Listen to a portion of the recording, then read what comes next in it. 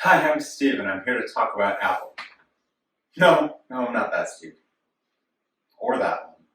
Sorry, those are terrible Steve Jobs, Steve Wozniak jokes. I just trying to do something fun with my name to kick this off.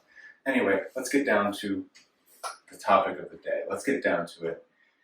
Why WWDC 2020 and the things put into motion officially at the keynote are the biggest stories in Apple history, probably ever, definitely in the last 15 years, and could easily signal the next great sea change in technology, even outside the Apple ecosystem. The basic reason for this is that Apple taking over the chip manufacturer, the silicon within their entire product stack for the first time ever, really something that probably no other company's ever done in the PC world, in the computer world. Yeah, companies have had control over their product before, from hardware to software, and that was kind of the norm in the early days of computing. It obviously went away with Microsoft Windows, essentially as the operating system that ran. So you could buy a gateway to Compaq, a Dell, and run Windows separate. So that worked for the time. That took over, beat out the custom silicon, custom chipsets, to the point where in 2006, Apple even, the last holdout building their own stuff, said, we've got to go with Intel. And it was the right call, absolutely was, to go to something that was much better for laptops, for notebooks, which was the future at the time. Even though Apple could see with the iPad and the iPhone was already in development that it wasn't notebooks forever, they didn't have an answer to notebooks in the Power PC line and the ARM line, which they weren't committed to yet. They had used them in Newtons. Anyway, Apple, last holdout on the we build our own computers, essentially top to bottom, build our computers, put software on top of it, goes to Intel 2006. Today is the day that changes, and some company has a full stack, everything they make hardware-wise, it's basically the full spectrum of personal technology, is controlled top to bottom, left to right. They can build what they want. That's what's so exciting about today. Do I trust Apple at any point, and especially today, even as an Apple fan, to make the greatest thing, to make especially anything that's particularly end-user friendly or customizable or cost-effective? No, I don't trust them for anything, but I'm excited as hell that they can control this top to bottom. There's nothing technically stopping a super Apple chip in an iPhone that, when hooked up to the right display or keyboard or whatever, in the right context, kicks in a bunch of cores that are usually turned off and runs Mac OS. And I've got iOS as a front end and Finder, or whatever. I'm sure that's a terrible idea. I don't know anything, but I'm more excited than I've been for Apple in a long time, probably ever. More excited for technology. There's so much new tech this year, 2020. We've got massive new generations of graphics coming out for PC, for game consoles. We've got Zen 3, which sounds great. Intel might in the next year hit 10 nanometer or better in mass scale and effective production. There might actually be a change in PC land. Consoles are changing. Mobile's been stuck. We've been using basically ARM cores since iPhone 1. Even on Android, it's basically ARM cores almost across the board, and they have gotten way better, but the limitation has been the form factor. Yeah, the ARM core and the ARM processor and the whole system on a chip, especially Apple's, getting so good.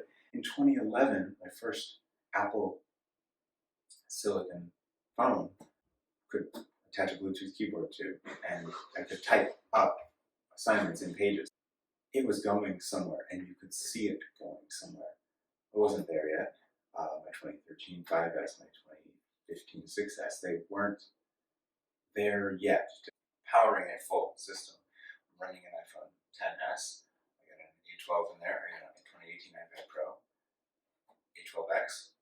I spend more time on these than I do on my Mac. I go to my Mac mostly because it can connect to this big screen, and I've got another 27-inch monitor next to it. So when I need big layout, that's most of what I go to my Mac for. It's not more powerful than my 2013 Retina MacBook, not more powerful than an iPad Pro, just more flexible. So if now that whole stack, including the next MacBook or Mac Pro, whatever Mac desktop I get, is that full stack is running the same processor. Then those limitations, I don't have the jarring back and forth. Oh man, this is easier on my iPad, that's easier on my Mac.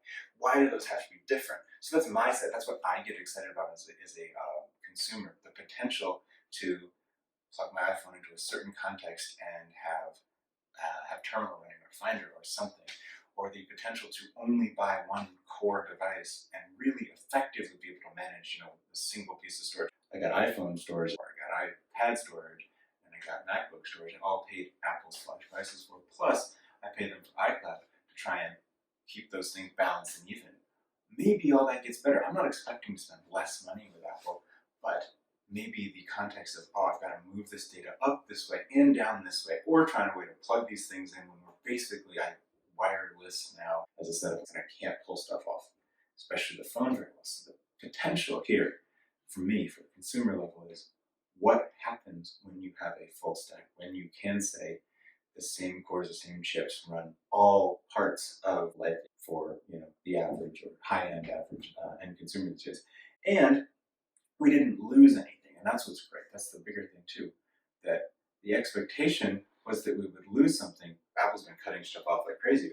Metal only, and then Metal only for APIs. You need a graphics card for Metal for 1014 for Mojave. You only get 64-bit apps.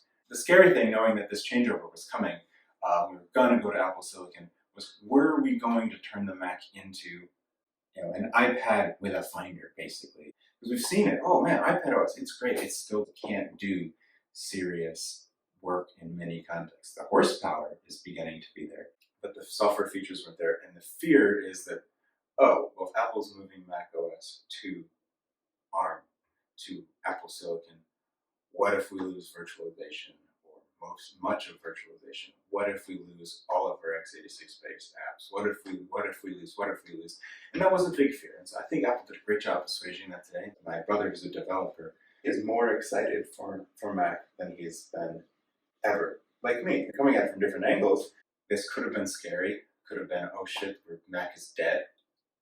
Instead, I'm more excited, and developers, multiple different chains of Mac users I know, more excited than ever for what this could be. I'm excited for all of it.